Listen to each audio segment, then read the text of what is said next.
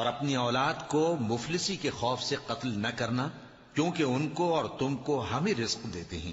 کچھ شک نہیں کہ ان کا مار ڈالنا بڑا سخت گناہ ہے، اور زنا کے پاس بھی نہ جانا کہ وہ بے حیائی ہے اور بری راہ ہے۔ اور جس جاندار کا مارنا اللہ نے حرام کیا ہے اسے قتل نہ کرنا مگر جائز طور پر، یعنی بفتوائے شریعت۔ اور جو شخص ظلم سے قتل کیا جائے، ہم نے اس کے وارث کو اختیار دیا ہے کہ ظالم قاتل سے بدلہ لے، تو اس کو چاہیے کہ قتل کے قصاص میں زیادتی نہ کرے کہ وہ منصور و فتح یاب ہے۔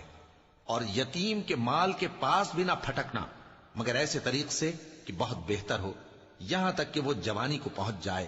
اور عہد کو پورا کرو کہ عہد کے بارے میں ضرور پرسش ہوگی۔